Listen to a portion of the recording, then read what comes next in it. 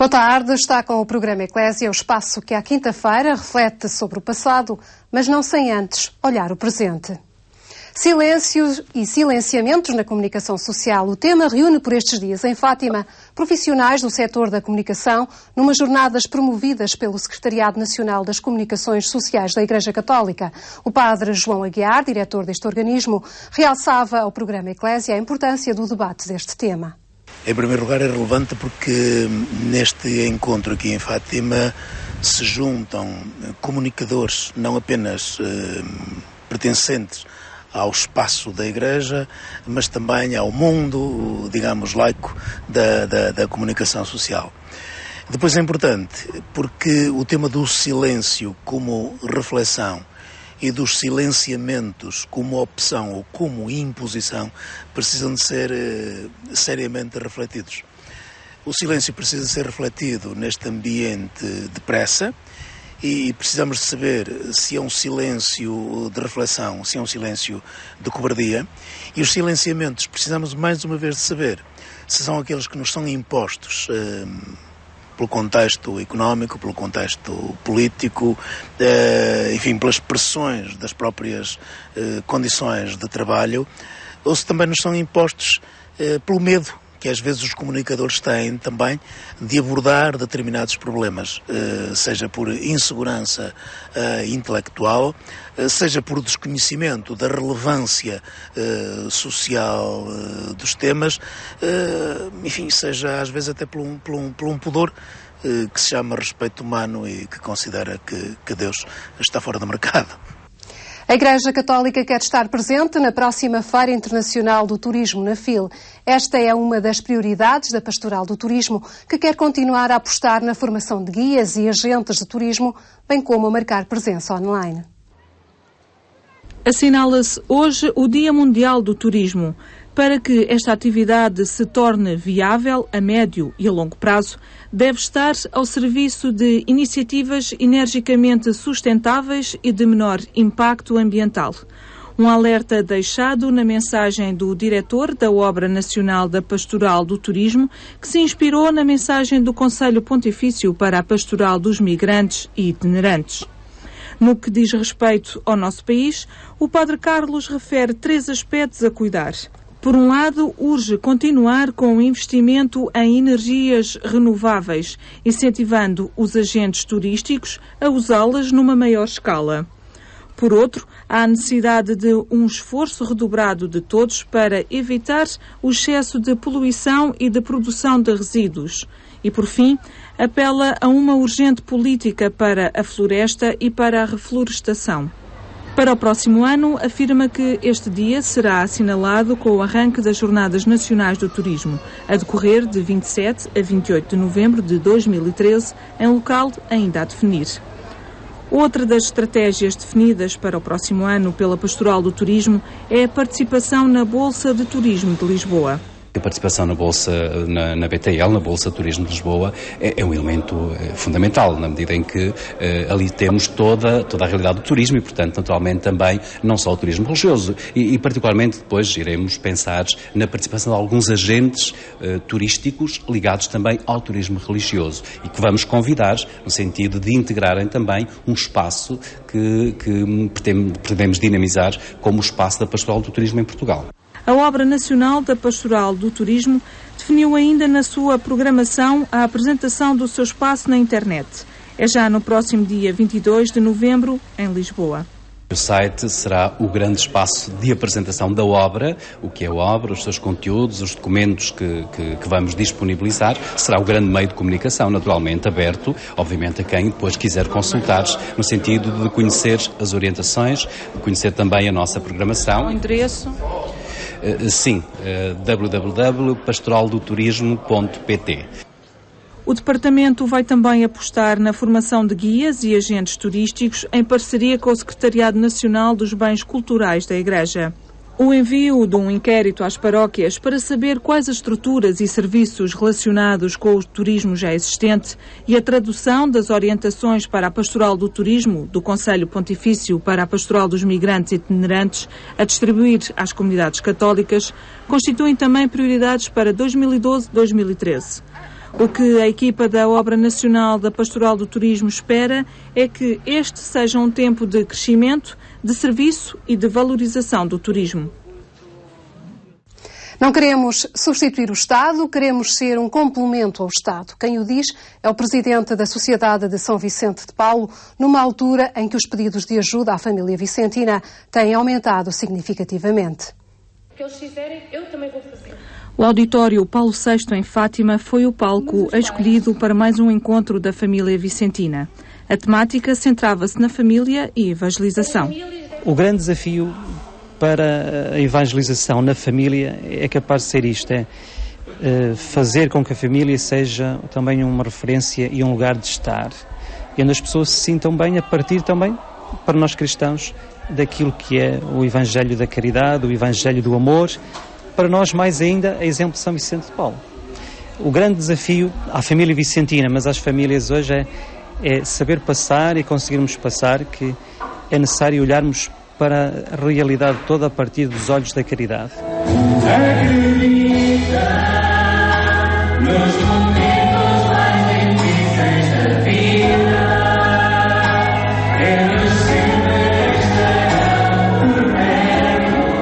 O dia era de celebração, mas também de preocupação pela situação que o país atravessa, uma vez que, para os vicentinos, é já impossível dar resposta a todas as solicitações.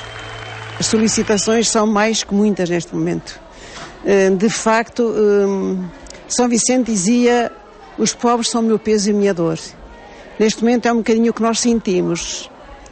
Eles são o nosso peso e a nossa dor, porque nós não conseguimos dar resposta a todos aqueles que chegam nas mais diversas situações. Isto está-nos a dificultar a vida de uma maneira em termos de tesouraria das conferências, que está toda a entrar no zero, e estamos pronto, porque nós vivemos das conferências, não vivemos de subsídios de ninguém, nem de nada, vivemos da solidariedade das pessoas. Para António Saraiva, a resposta por parte do Estado não está a ser a mais adequada. Nós queremos ajudar e ajudamos, mas nós não queremos substituir o Estado. Nós queremos ser um complemento ao Estado. E, portanto, o Estado, o Governo, tem que pôr as verbas certas nos locais certos, e o local certo é a Segurança Social, e são os núcleos distritais e conselhos da Segurança Social que têm a proximidade com as pessoas. E é preciso, cada vez mais, haver esta ajuda de proximidade, porque quando não chegamos a lado nenhum e não estamos a resolver problemas, estamos a criar maiores problemas ainda. Declarações no decorrer de um encontro da família vicentina que encerrou com a Eucaristia presidida pelo Bispo Emérito de Porto Alegre Castelo Branco, Dom Augusto César. A Semana Nacional da Educação Cristã arranca no próximo sábado com a peregrinação das escolas católicas. Uma iniciativa que, segundo os seus responsáveis, quer mostrar uma comunidade educativa que sabe o que quer e que continua a dar testemunho de qualidade apesar das dificuldades provocadas pela crise. No início de outubro, uma semana é para debater temáticas relacionadas com a educação cristã. O retomar das atividades escolares e também da pastoral nas paróquias, nomeadamente a catequese, motiva a realização da Semana Nacional de Educação Cristã, este ano proposta em sintonia com o ano da fé que a Igreja vive. Por isso, o tema escolhido: descobrir a solidez da fé, urgência e missão. Queremos, com isso, olhar para a Igreja com este rosto renovado do Concílio Ecuménico, com esta procura, que não é um caminho óbvio, que é um caminho que é necessário descobrir, do encontro com Cristo, e com este testemunho necessário daqueles que vivem a fé cristã. Neste contexto, queremos também testemunhar a nossa gratidão aos catequistas, aos educadores católicos, aos professores de educação moral e religiosa católica, às famílias cristãs e, portanto, a todos, aos sacerdotes, a todos quantos trabalham nesta missão do anúncio, do testemunho, da vivência e da celebração da fé. O assinalar dos 50 anos da realização do Concílio Vaticano II, assim como as 2 décadas que passam sobre a publicação do Catecismo da Igreja Católica, marcam também esta semana. Ela acontece quando em Roma se debate o tema da nova evangelização. Um projeto que convoca todos os educadores, nomeadamente os educadores na fé, a quem se pede uma participação efetiva neste projeto. Pede-se um esforço de verdade, um esforço de generosidade, um testemunho de alegria e também esta partilha em comunidade cristã, em escola e em grupo de catequese. A fé é um dom, é um encontro com Cristo e a partir de Cristo é o testemunho feliz desta amizade que encontramos em Cristo e deste abrir de horizontes e de perspectivas para a vida das pessoas e para o futuro e para a construção de um mundo melhor. Portanto, pede-se que vivam com alegria a fé que professam e que a anunciem com entusiasmo. A peregrinação a Fátima das Escolas Católicas, no dia 29 de setembro, sábado, marca o início da Semana Nacional de Educação Cristã, com atividades planeadas para paróquias, escolas e famílias em torno do tema Descobrir a solidez da fé, urgência e missão. Em cada quinta-feira, eles marcam presença. Paulo Rocha e Dom Manuel Clemente trazem-nos o passado do presente.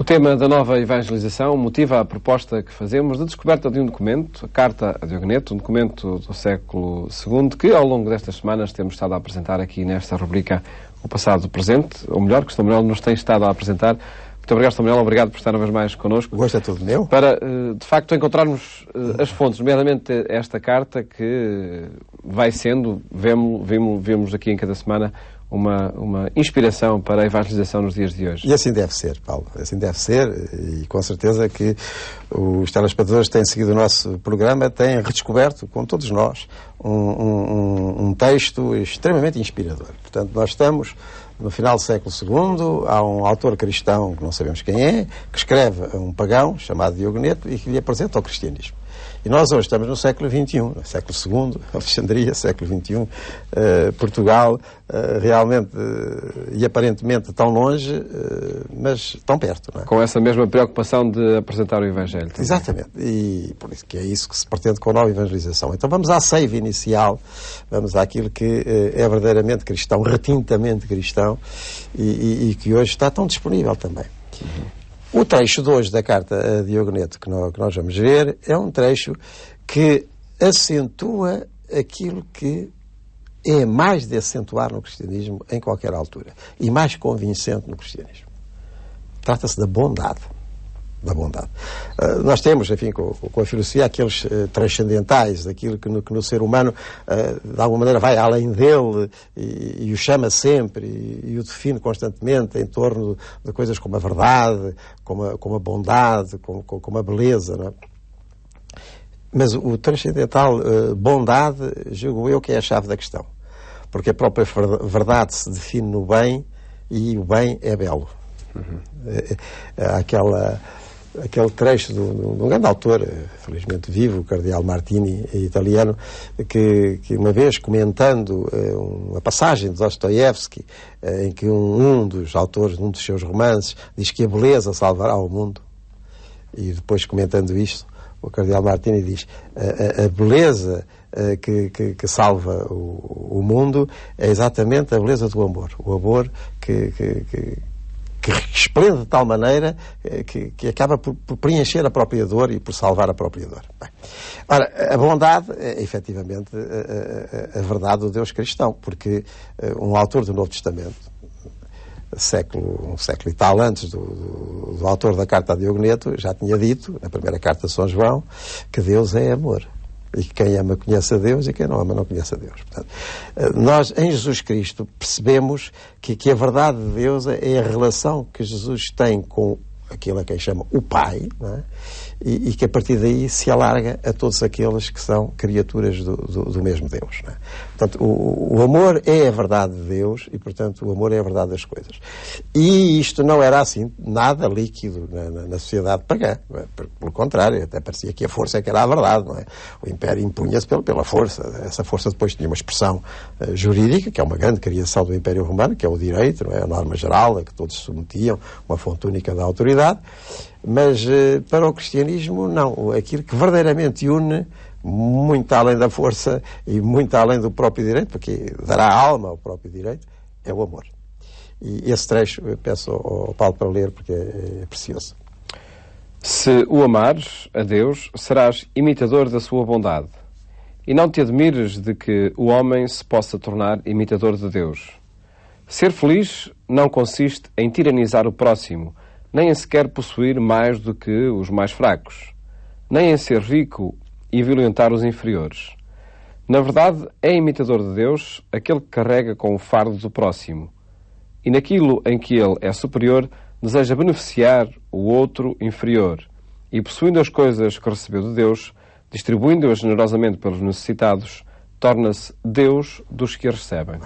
É um trecho magnífico, não é? E absolutamente cristão, porque isso é o ensinamento de Jesus Cristo, isso é a prática de Jesus Cristo, isso é a prática dos cristãos legítimos desde o princípio. Porque o autor, São Lucas, dos Atos dos Apóstolos, continuando o seu Evangelho, que é um Evangelho repassado da misericórdia, em que Jesus Cristo é apresentado no Evangelho de Lucas, sobretudo nesta dimensão misericordiosa da proximidade com todos, com os simples, com os humildes, com os marginalizados até, depois prossegue os Atos dos Apóstolos, para mostrar que na Igreja se verifica aquilo que em Jesus Cristo começou. E quando ele define a Igreja, a comunidade de Jerusalém, é assim, tinham tudo em comum, ninguém chamava seu ao que tinha, mas era em benefício dos outros que o dispunha, um só coração, uma só alma, não é?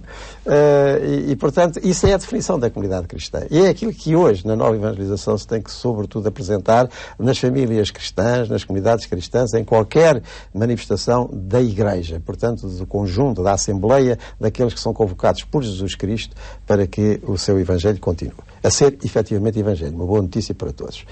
E esta lei é aquela que depois se foi perpetuando na vida cristã.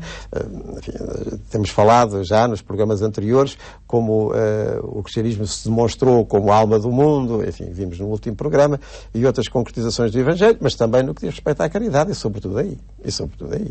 Porque não foi só em Jerusalém, não foi só nessa primitiva comunidade cristã. Era nas comunidades cristãs, na sua hospitalidade, na sua disponibilidade. Quando nós chegarmos ao século IV e o cristianismo se puder assim organizar mais livremente, é também no aspecto da caridade. Há um autor famoso de teologia, mas também de prática, que foi Basílio Magno, não é? São Basílio, século IV também. E ele, que era bispo de Cesareia, e lá, na sua Cesareia da Capadócia, faz a sua igreja, faz, enfim, as suas casas, mas também a sua casa da caridade. A caridade, o seu hospital, no sentido antigo de hospício, de hospedagem, de tratar de tudo aquilo que era necessário. E essa cidade de Basílio, né, acaba por ser também o molde de muitas outras coisas que acontecerão em termos de caridade cristã, e seria, enfim, muito vasto apresentar esses vários indícios de como a concretização do cristianismo é sempre a concretização da caridade, do cristianismo legítimo. Eu queria até retomar aqui um trecho notável do atual Papa, do Papa Bento XVI, a sua primeira encíclica sobre a caridade, em que diz exatamente Deus é caridade, Deus é amor, é o nome que ele escolhe, tirado da primeira carta de São João, como vimos, e em que ele, digamos, dá as 3 notas distintivas da caridade, e da caridade cristã, aquilo que marca a caridade cristã. E a primeira coisa é ela ser imediata. O Papa glosa aquela parábola do bom samaritano, e a partir daí a caridade cristã também é ajudar quem precisa. Estava ali aquele homem na valeta, na parábola do bom samaritano, e eu fui tomar conta dele. Portanto, é ser imediata. Depois é ser independente. Não é por pertencer ao grupo A ou pertencer ao grupo B, não é para, enfim, ir para adiante ideologicamente, porque há, assim, uma grande maneira de organizar o mundo. Não, ela é independente de qualquer espécie de ideologia que se apresente. É imediata e é independente. E depois é gratuita. Continua o Papa. É a terceira característica da caridade cristã. Imediata, independente e gratuita. Porque ela nem sequer se exerce para fazer proselitismo, para fazer mais cristãos, para trazer mais gente para o cristianismo. Não. É porque o bem fala por si. E Deus é assim. Deus é absolutamente gratuito, porque oferecendo-nos constantemente a vida, não se impõe, propõe-se como uma vida em abundância, diz Jesus Cristo. Não é? Curioso é o critério da imitação de Deus, da imitação de Cristo, ser colocado de facto aqui neste aspecto da bondade. Exatamente. Exatamente, portanto... Mais do que qualquer aspecto doutrinal não, ou mas moral. Essa aqui é a doutrina. Essa aqui é a doutrina. Essa é a doutrina. Como eu dizia no princípio da nossa conversa, os transcendentais, não é? Da verdade, da bondade e da beleza, eles resolvem-se na bondade. Porque a verdade é a bondade. Havia um grande autor do século XX, o apóstolo dos leprosos, o Rodolfo Leroux, um dos livros que ele tem, exatamente, a única verdade é amar. Porque nem outra coisa se tira de Jesus Cristo. Mas um amor ativo, não um amor, enfim, disperso, nem muito menos um nome bonito para uma coisa feia, não é? É uma verdade de uma vida partilhada, não é? E isso é que é amor. Aí se escreve também aquele desafio de Bento XVI, aqui no Centro Cultural de Belém, para cada um, para cada artista, no caso, tornar as suas vidas lugar de beleza, não é? Lugar de beleza, porque são uma partilha de dons. Dons que receberam e dons que partilham. E na bondade está a beleza. A beleza é o esplendor da verdade. E a verdade tem como substância o amor. E assim é, desde há 2000 anos pelo menos. Mas precisa de voltar a ser, e de ser cada vez mais. E por isso nós retomamos aqui estes desafios, no caso, que é a Carta a Diogoneto que temos estado a apresentar. Um trecho magnífico esse. Sermos imitadores de Deus e da bondade de Deus. Voltámos a encontrar-nos Deus de São Manuel para um último programa em que nos inspiramos desta Carta a Diogoneto para encontrar critérios de nova evangelização nos dias de hoje.